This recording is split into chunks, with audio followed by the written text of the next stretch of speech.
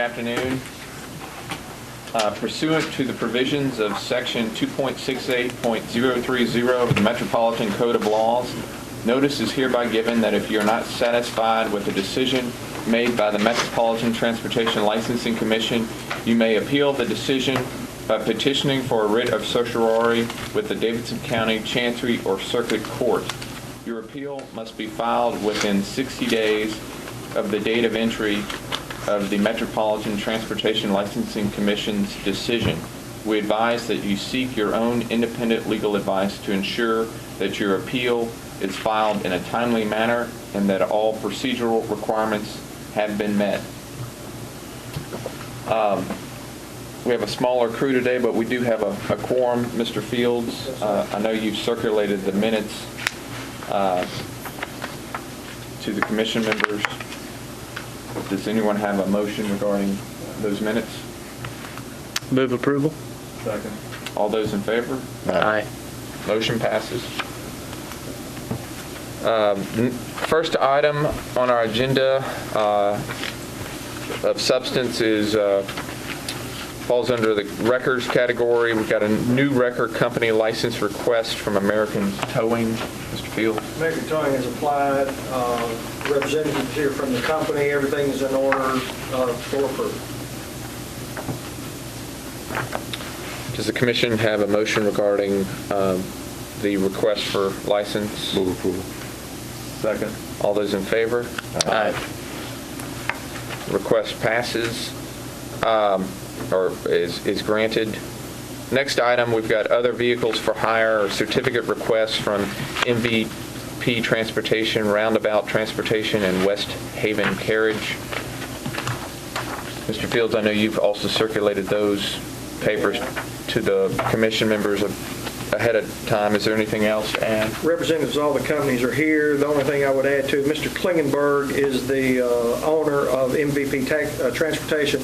You are going to have to review his application. I didn't know if you wanted to, if you wanted to do the company, because you need to do each company individually, but when it comes, if you wanted to ask questions about why he's in front of you.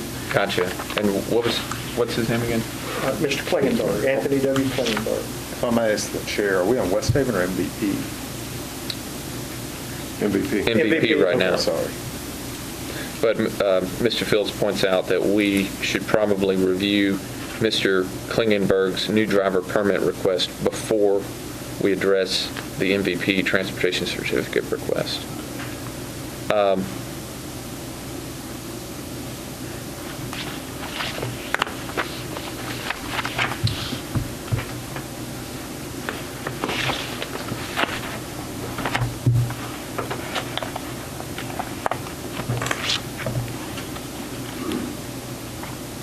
I apologize. I should have actually put them in a packet together to make it a little simpler.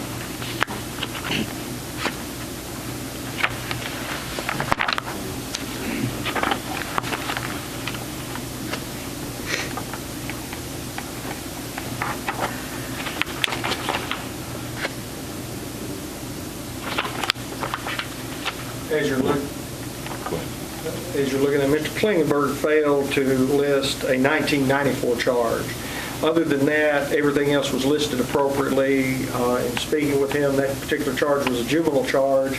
He was a little surprised that it appeared on his record, and when you do the math, I understand that. But other than that, everything else is in order. All right. Is Mr. Klingenberg here today? Yes. If you could come forward, please. Good afternoon. Hello. Just to remind you, when you're filling out permit requests, I know it's very important that you put all the information down. Otherwise, you do get called up here and get the 20 questions usually asked of you and everything else. Do you have an explanation why you didn't list the 1994? Yes, sir, I do. It was not an intentional thing that I did. I did, prior to completing my application, pulled my own TBI background check, more so just so I could be accurate with my times and dates when I filled that stuff out. And then when this charge came back, that charge was not on my TBI background check also. But when that charge came back, I realized that it was from 94. I was 16 years old. It's 20-year-old charge. I thought that juvenile was closed, but like I said, it wasn't on my TBI background check when I pulled that myself prior to filling out this application. And if it would have been there, or if I would have remembered it after 20 years, I would have put that down on the application as well. Mr. Fields, what was the charge again? The charge was a burglary charge in 1994. Yes, sir, I had made some bad decisions as a teenager, but I have since turned my life around a long time ago. Do the commission members have any questions for Mr. Klingenberg? Cool. Is there a second? Second. All those in favor? Aye. Motion passes to grant Mr. Klingenberg's driver permit request. While Mr. Klingenberg's still up here, we should probably address MVP Transportation's certificate request. Mr. Fields? MVP Transportation has filed all the appropriate information, as well as the appropriate insurance, and we have a full folder sheet if you'd like to see it, but everything is in order.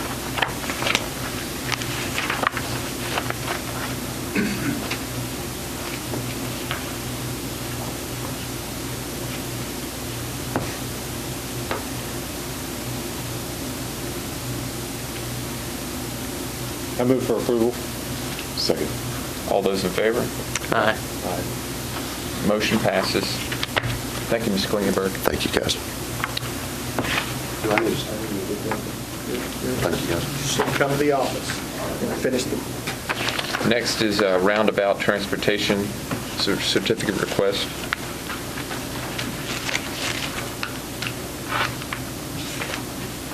Move approval. Is there a second? Just about. Everything is in order. Second.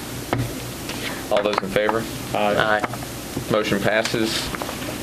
Next, we have an application from West Haven Carriage for a certificate for other vehicles for hire.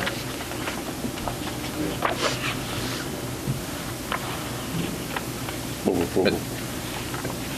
Everything's in order there? Everything is in order. Is there a second? Second. All those in favor? Aye. Motion passes. Moving on to other new driver permit requests. There's a request from Yosri Abdallah and Mr. Chris Bozeman.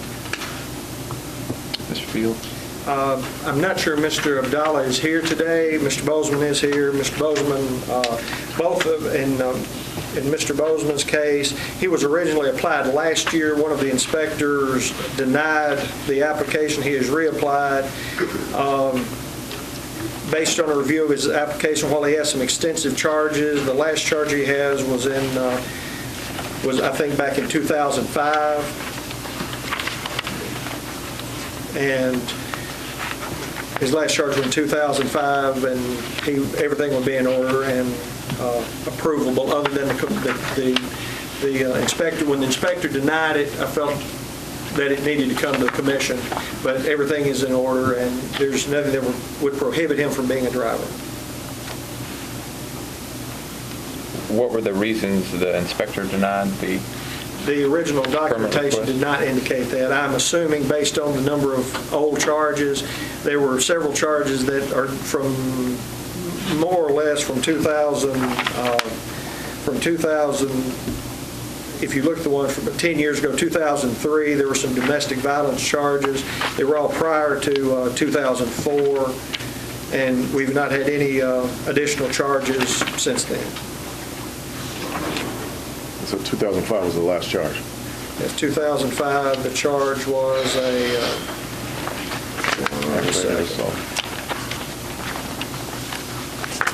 I'm sure the 2005 charge was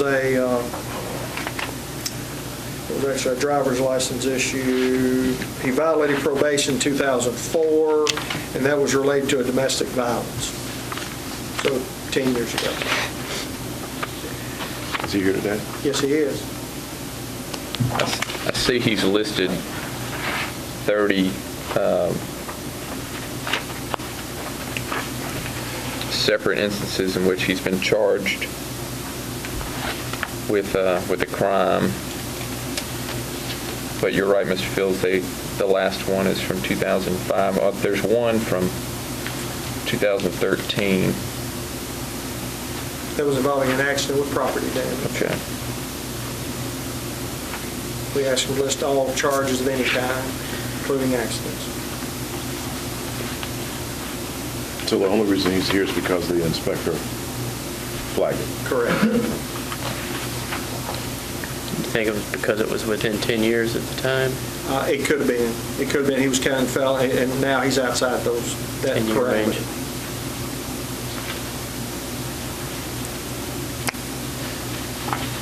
Mr. Bozeman, you've got a lot of charges here, but you haven't had any since 2005. Totally different guy back then, you know. Just got in a lot of trouble with it when I was younger. I paid my dues, I did my jail time, I paid my fines, you know. I think the reason why I got flagged is partly, it could have been because it was in that 10-year period of time, but then again, I might not have listed everything because at the time I didn't have a TBI background and I didn't remember everything that I'd ever been in trouble for, so it could have been that as well. What were most of your charges? Back in mostly drinking and fighting when I was younger. That's mostly what it was. I've since went to drug and alcohol rehabs and then anger management classes and got certificates for all that. So, like I said, it's been 10 years or more since I've been in any kind of trouble at all.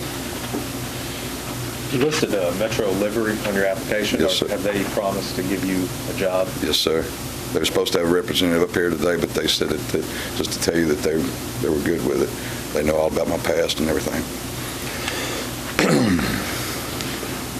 What was the nature of most of the domestic violence assaults?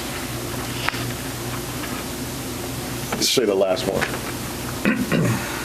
As far as what? As far as just arguments and just had a bad relationship. There's a lot of drinking and stuff going on. Bad relationship, both of us, on both our parts. You in a relationship now? No, sir.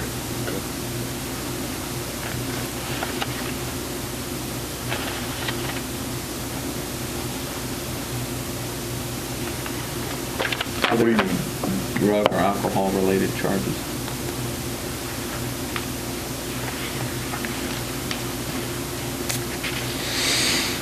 See open container.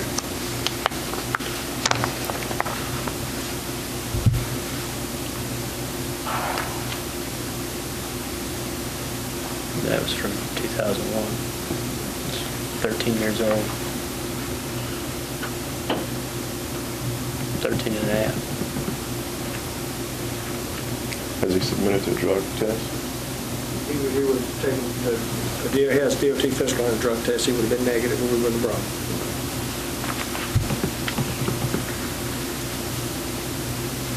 So he meets all the requirements? Yes, he did. All right. Move for approval. Second. All those in favor? Aye. Motion passes. Thank you. Next item on our agenda, we've got a public hearing. The commission's been asked to consider modifying TLC Taxi Cab Rule 6E1 to allow communication devices for taxi cabs in addition to two-way radios. Mr. Fields? The current rule is a pretty simple rule in terms of, it basically talks about the equipment that a vehicle must have, and it says two-way radios. As technology has advanced, we know that two-way radio was a primary manner in which taxi cabs were dispatched. And with new technology, taxi cabs are dispatched still by two-way radio in some cases, but in probably most cases, they're going to be dispatched electronically through GPS devices, which are already required. The goal here was to allow other kinds of communication. For instance, in Metro Public Works, the employees in the field use push-to-talk telephones. So actually mimics a radio, but it's not technically a two-way radio. If we were to enforce the rule exactly, that technology might not be available. By doing this, it would give an opportunity to use additional technology that that I want to believe is better. But certainly we don't want to, two-way radio is fine. It's also very expensive. You're going to spend anywhere from probably low end $1,200 a month to as much as $2,000 a month just to operate the system. That's paying the rental fees and maintenance fees. The only addition I would like for you all to do is to give me the authority to make final approval of whatever, if they make equipment changes, that the director has authority to approve or disapprove. If disapproved, obviously, I would ask they come back and present to you why they should be able to use it. So today, we're just asking, are we approving a public hearing? Is that what we're doing? Today, you'd have a public hearing on the rule. You could, at the conclusion of the public hearing, you could discuss and take action. You could discuss, take no action. It would be entirely up to you. Or you could take action positive, you could take negative action, or take no action. So this has been properly noticed Yes. as today is the public. Okay. I see that I've not gotten or received any requests to speak. There may be a couple.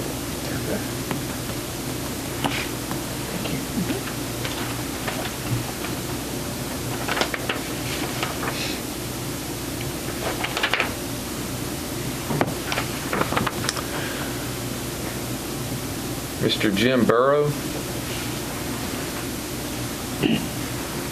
Good afternoon. Just wanted to say I support it as it's written and as Mr. Fields has suggested. So we all have the options to use the best technology on the street and not have to put the radios in and things that we can't use and it's expensive for no reason. Thank you. Thank you. Melinda Grant.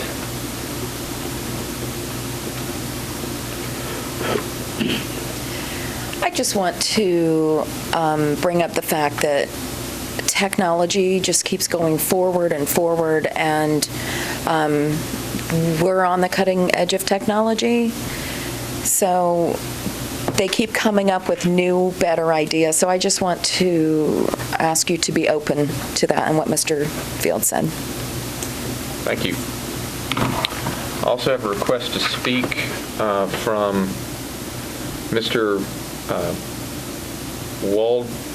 Waldkadind. Is that on other business or? Well, I was thinking maybe we would have a chance to speak about this on the other business, but I can say a few words if you would. Well, I'll hold until we get to, wasn't sure if you wanted to talk about Rule 6. I can talk about that, but I have other things that I wanted to talk specific on the other business. Well, you can talk about Rule 6. We'll just hold off on your other business until we get to the end of the agenda. Okay. Again, I'm here representing Las Vegas Cab. We would like to thank you first for the opportunity that you have given us to be in this business. And right now we are fully on the road. All our permits are on the road except 3 of them, which we are waiting for the wheelchair vans to be on the road. And I'll be speaking a little bit more later on the other business. But on this specific rule, we support technology. Technology makes it a lot easier. The most concerns were that if drivers or even the passengers have any issues on the road or emergencies, can they be able to communicate to the dispatch and get support or get the help they need? And the technology that we have today allows to do that. So it would be a wonderful thing to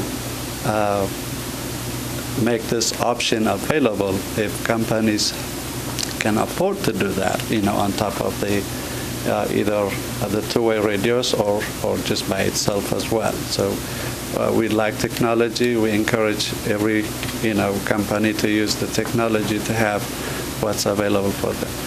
Thank you. Thank you.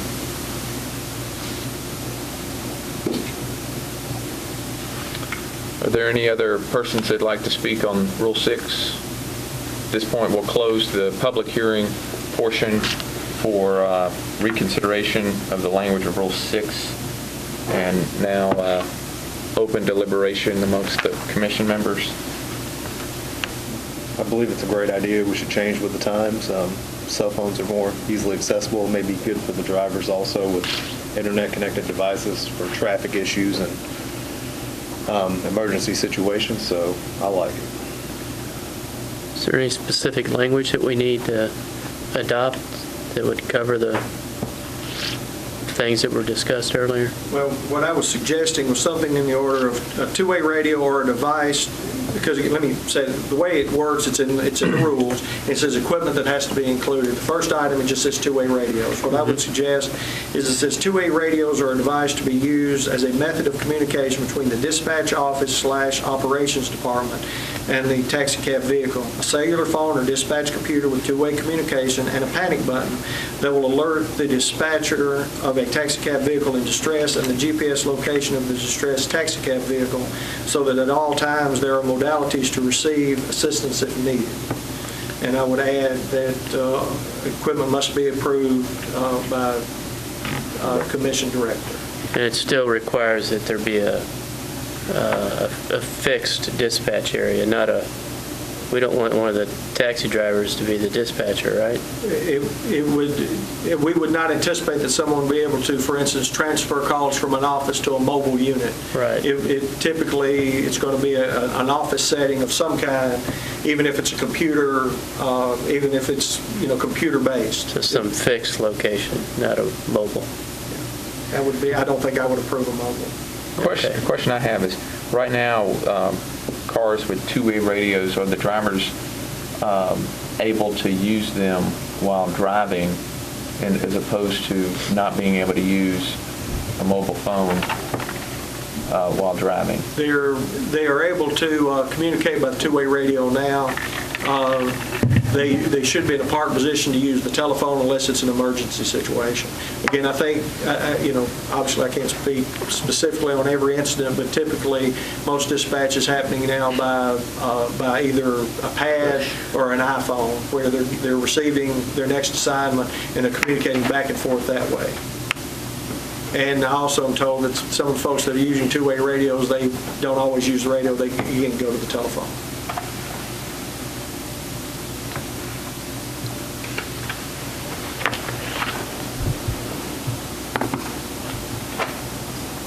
One of the requirements that I could place on with your authority, or if you'd like to put it, would be that if it is a cellular device being used, it had to be hands-free. I might be able to offer a little bit of clarification on the current state of that law in Tennessee. The law that says that you can't text while you drive is written broadly enough that it's not cell phone specific. You're not legally supposed to be reading or writing on any kind of device, so it shouldn't matter if it's specifically a cell phone or a tablet or, yes.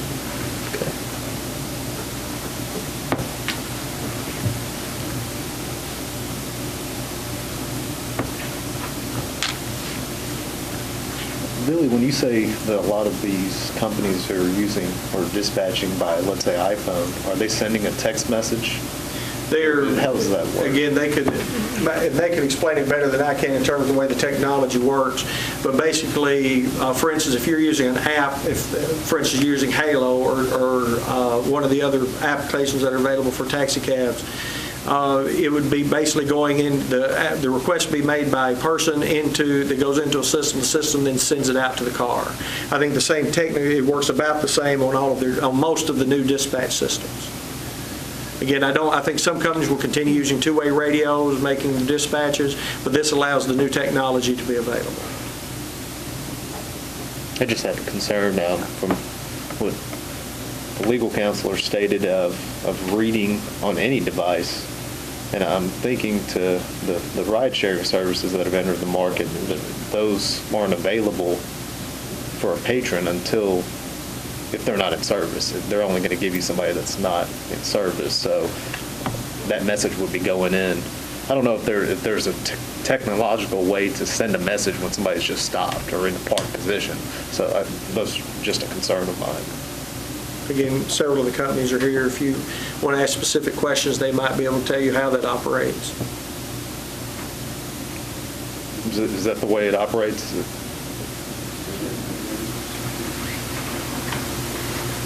Can you ask the specific question? how does it work right now? Okay. Let's say your driver has an iPhone and you send out a dispatch call. Go ahead. Okay. Each one of our vehicles are equipped with a computer in front and in back. The one in back, the customer can swipe the card. The one in the front, from our dispatch office, our computer, the dispatcher will send a trip. Customer calls in, they need to be picked up. We send that to each the cab that's the closest. By one click of a button, it says, you have a trip. It speaks, a recording. You have a trip. So you have a choice. Press accept or reject. So it's just the touch of a button. It's a big screen. It's touch screen. And a lot of it is text, but the drivers do know the rules. There is no texting and driving. Okay. Did you have any other? So they hear the request and then they can press the button. Yes, accept or reject. And once they press accept, the whole computer screen changes and it tells you the exact location of the customer, where they're going, how much the fee is, what the mileage is, the customer's phone number, the customer's name, whatever information that in our dispatch office we allow the driver to see. Thank you. Okay? Gentleman here. Oh, sorry. My name is Tabisa. I drive for Green Cab and I'm a half owner of the company. But as a driver, this system, when call come, first all our company, when you go to work, you sign in, then you line up through the computer.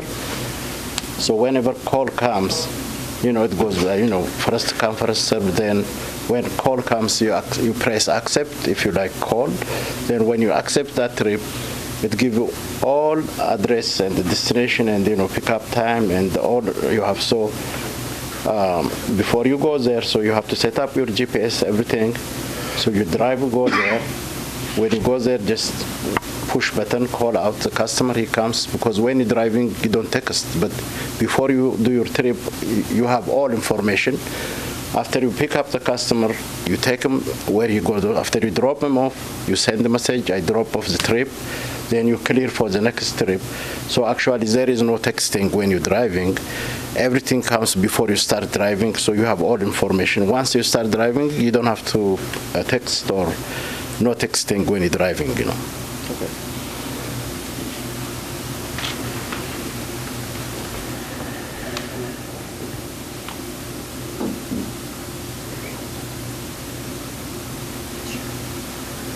Good afternoon. I am from Tenkat, and my name is Mohammed. Just I would like to add a little bit about how the system is going to work for the GPS dispatch, which almost like all computerized here.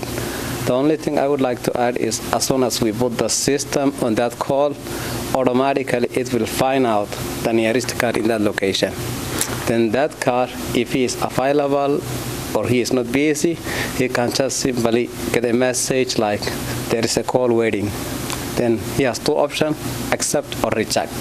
If he accepts, automatically he will get all the information that he needs to see from the pickup location, from that address.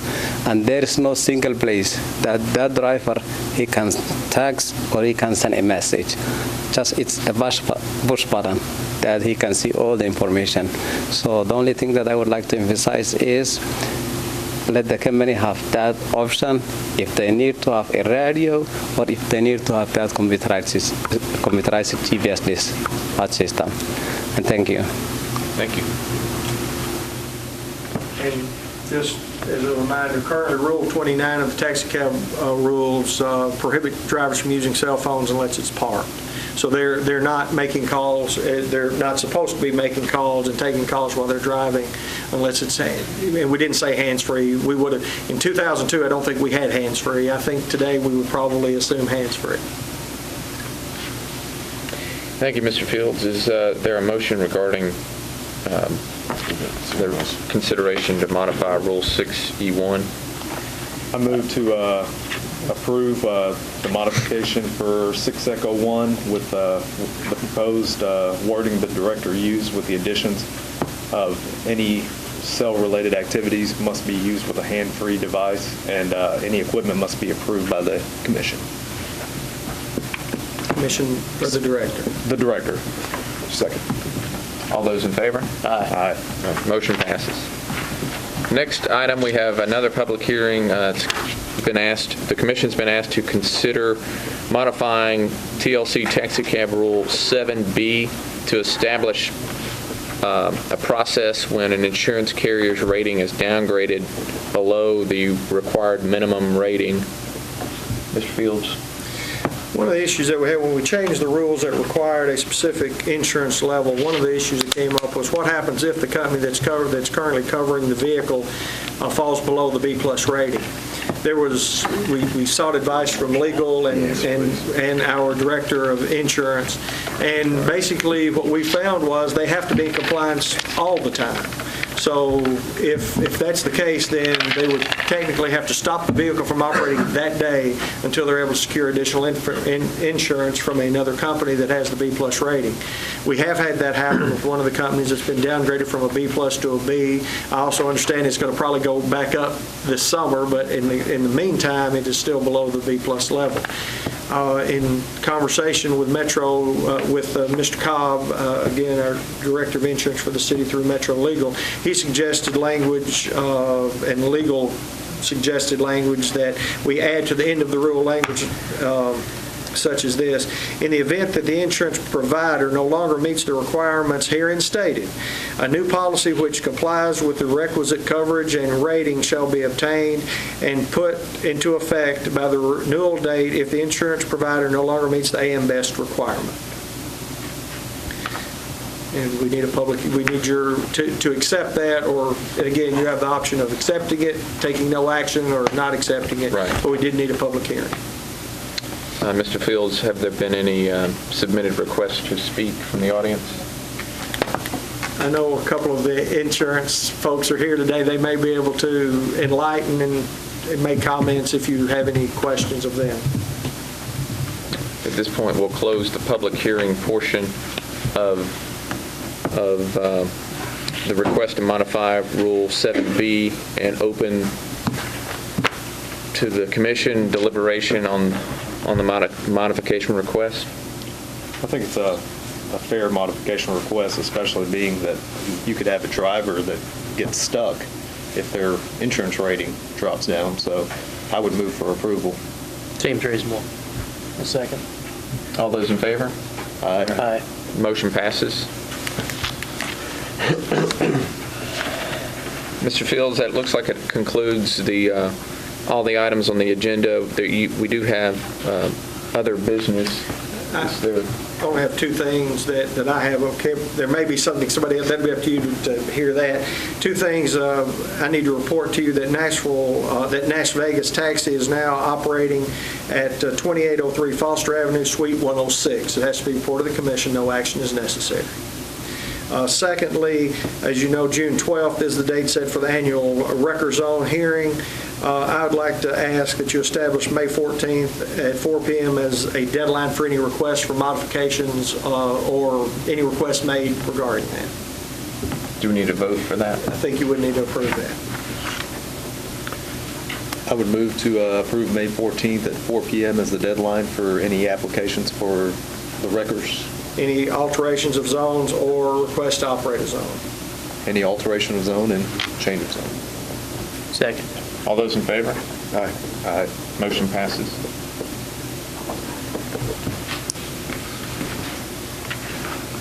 Mr. Waldeck, Kadan, I'm sorry, I'm mispronouncing your last name, I'm certain. I know it's not a common name here. So hopefully when our kids grow, it will be a most common one, and they will have a street. You mentioned you had some other business you'd like to bring before us. Yes, I do. I've got a couple of things Sure. that I needed to mention. Thank you.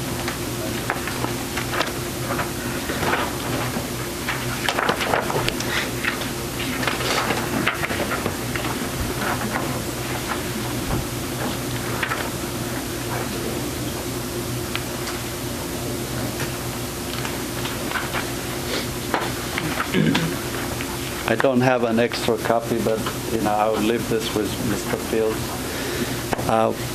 First of all, I would like to really thank the commissioners here, and the director and the staff for the opportunity that was given to Nash Vegas Cab to be on the road and working. And we are happy to report that Nash Vegas Cab is now on the road. We were tasked to be on the road by April 1st, and we are on the road by April 1st. We have all the cars on the road except the 3 more wheelchair accessible, which we have extra time that we are going to be filling that. We have right now 1 ADA accessible wheelchair van already on the road, and the rest of them are fully equipped. Really nice, good fuel efficient cars with professional drivers on the road. Each and every cab is equipped with a high definition dual-lens camera, which will be showing the front and the back. This portion right here will be displaying the street side, and this internal, on the internal vehicle. All of our cabs are equipped with this equipment. And also a backseat credit card system, that the customer can use to, pay, their credit card fees on their own. No driver have to be interfering, with the fare when it comes to paying the bill. We are also happy to announce that our app, we told you we're going to have an app if you let us be in this operation. So Las Vegas Cab has already an app. Similar to Uber, our customers don't have to call us. All they have to do is download the app, and this information directly goes into our dispatch operation system, and our dispatchers don't even have to do anything. Basically, the call will be going through the system to a central location, and then from that central location will be dispatched immediately to the vehicles on the road. So based on the zones that we have come up with, the calls will be assigned, the drivers will take the calls and the customers in a timely manner. The technology we were talking about a little earlier allows us to pick the customers on time. They don't have to wait for the for the driver to show up, and they would know who is picking them up, what driver, what car number is showing if they have to use their app. So we are happy to announce that this app will be up and running by next week. We have done now the test. We have done the testing of the app, and everything works fine, so it will be fully deployed effective next week. So we will have an iPhone version and an Android version. Anybody with a Samsung Galaxy, tablets, not just phones, can download the app and order the cabs from Nash Vegas Cab. And then we have another feature, what we call a mobile web. It's a web-based application that anybody that's in front of their PC, they don't have to call the dispatch center again. And that mobile web will allow them to get a cab, to order a cab the same way the iPhones and the Android versions will do. Mr. Waldy-Kadan, or Waldy-Kadan, excuse me.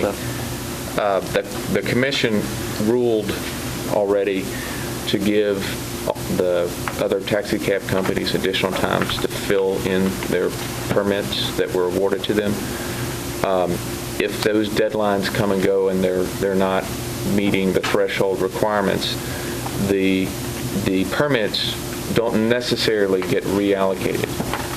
They may they may be reallocated, but they don't automatically become reallocated. I'm very pleased to hear all the things that Nash Vegas Cab is doing, and it sounds very impressive. So I congratulate you. But thank you. The commission is not going to do anything today with regard to your concerns that you don't have enough permits.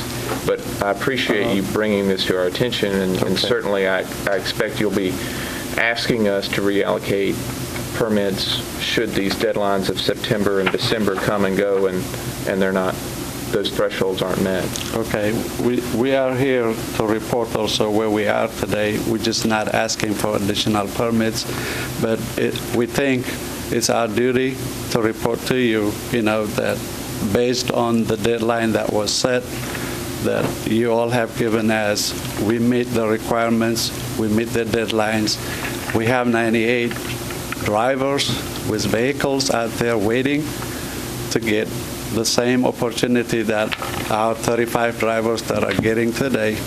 And we believe that it is really not fair, even though we understand that, the older companies or the existing companies have to have time, to fill in their slots.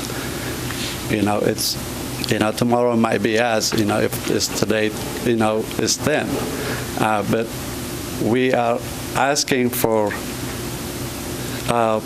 fairness, basically, really. This comes to a decision where there are, public, this is all for public service. It's not just for us. The intention that was given all these permits was the cars to be on the road and serving the public.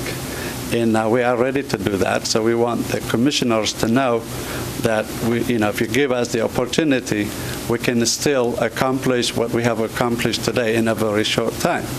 So we want you to know that we are ready. We are already in business, and we have an operation manual, which none of, as far as we know, none of the other operating companies have that need to be used by their drivers. So we are serious. We are professionals here. We want, we think good deeds should be rewarded.